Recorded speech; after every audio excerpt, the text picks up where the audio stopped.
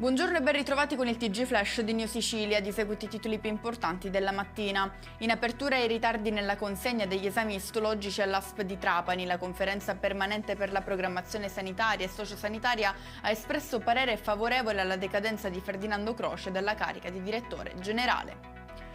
Presunto caso di mala sanità all'ospedale civico. A chiedere giustizia sono i familiari di una donna di 84 anni che aveva ingerito un osso di pollo, finito poi nell'esofago. La paziente è deceduta a seguito di un intervento nel reparto di chirurgia toracica. Diventa definitiva la condanna all'ergastolo per Antonino De Pace, l'infermiere ritenuto colpevole del femminicidio di Lorena 40, la studentessa di medicina originaria di Favara in provincia di Agrigento, uccisa nel 2020 nel Messinese. La Corte di Cassazione ha rigettato il ricorso presentato dai legali di De Pace contro la sentenza emessa in secondo grado. Tragedia della solitudine a Bagheria, in provincia di Palermo. Un uomo di 88 anni è stato trovato morto all'interno della sua abitazione in via Francesco Scaduto. Secondo i primi accertamenti il decesso sarebbe avvenuto da circa 10 giorni.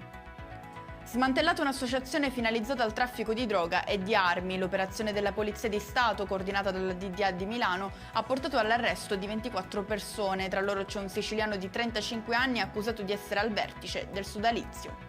E con questo è tutto, prossimo appuntamento stasera alle 19:30. Grazie per averci seguito, buon proseguimento di giornata.